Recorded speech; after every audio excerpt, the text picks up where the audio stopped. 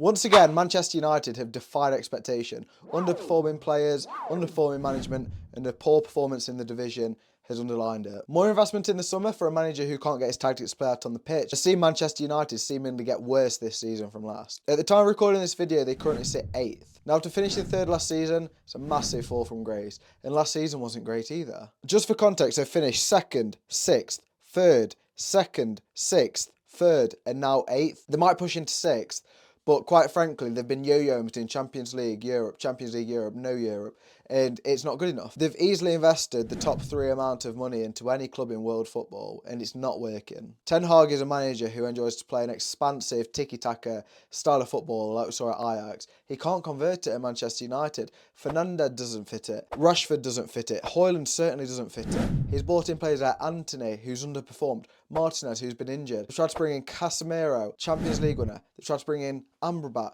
who had a great Euros and played decent at Fiorentina. They both spectacularly underperformed expectation in DM. I feel like every summer we get excited at what they're going to do. This summer, they brought in Mount. Oh, what's he going to do? Flopped at Chelsea. Can Ten Hag bring him back? No, he's been injured and played awfully. It says a lot when Højlund has probably been their best signing this summer, and he's some kid who can't lead the line very well. And it's not his fault. I'm not blaming him. I'm not blaming Minu. It's the leaders that aren't doing a great job. Players that I've mentioned already. Fernandes, Rashford, Casemiro, Varane, he's a Champions League winner as well. These are not leading by example. The club still has a poor name about it. And on the pitch, they're never good. Sometimes it's lucky that they even get results. The brilliance of a player like Fernandes, who, let's be honest, is really good. Rashford, really good. They just don't gel. They don't have a clear, cohesive attacking structure, and often they're just relying on individual brilliance to carry them over the line. I really feel like the demise of Manchester United starts at the top with the Glazers, a ownership who clearly care more about the sponsorship and branding of the football club globally, opposed to how they're performing on the pitch. Alongside the likes of Real Madrid, they're clearly the most globally known football club.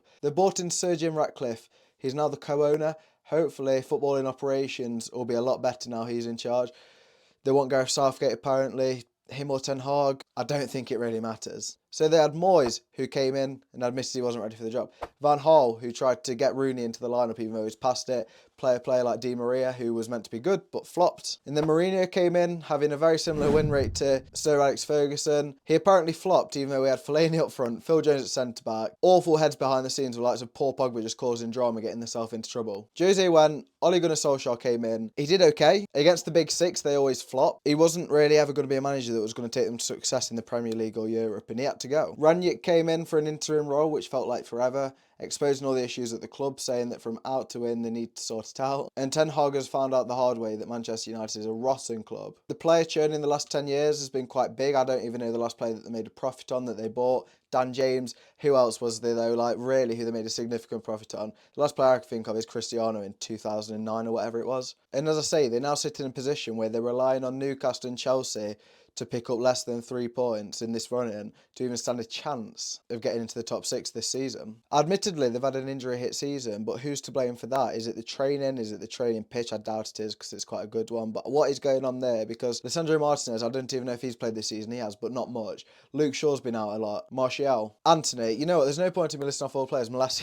No point in me listing off all the players, because quite frankly, the majority of them have had long or short-term injuries this season. And in the UK, Manchester United are just a laughing stock right now because they have very rare success. When it is a success, it's just an FA Cup. And I say just an FA Cup because that's lost its stock. Nobody cares as much about it now.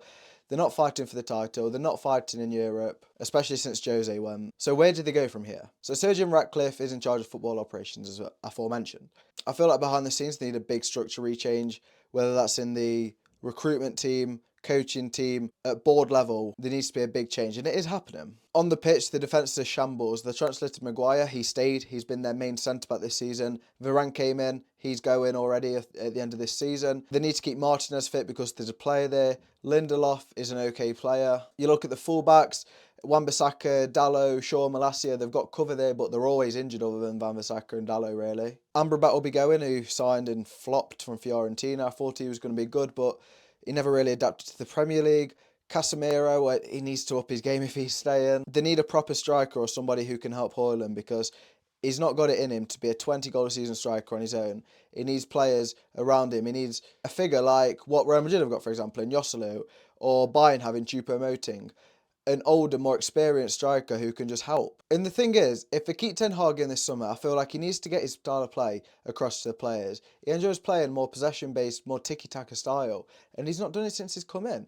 I know that the players don't see that, but what happens? Do the players go? Do Ten Hag go? Does Ten Hag keep sacrificing his own style and playing a style that isn't as good and doesn't work as well and he doesn't coach as well? There's a lot of questions to be asked this summer. Quite frankly, I'm a Sheffield United fan. I'm not really too bothered what Manchester United do the next season. I'm going to too focus on the Championship. But objectively, from a sporting point of view, from a financial point of view, they need to really up their game. They've had too many passengers along for the ride over the last 10 years since Ferguson's left. They need to get clear structures in place. They need to get the club going again because their neighbours Manchester City and Liverpool, they're doing things right, on and off the pitch. Newcastle have had a multi-million, billionaire takeover. They're catching up. Chelsea, they're putting a lot of money into it. They've got Pochettino, who's this second half of the season, they've been in the top 4. Spurs have ambition. Arsenal, there's no longer a big 6. There's teams coming to gate crash on that. And the rot from Ferguson needs to go sooner rather than later. So then, football fans, let me know down in the comments. Does Ten Hag stay in the summer? Who do they sign? If you enjoyed this video, let me know down in the comments. I'm trying to offer a bit more of an alternative view on football. So if you've enjoyed it, I'd appreciate you pressing that subscribe button.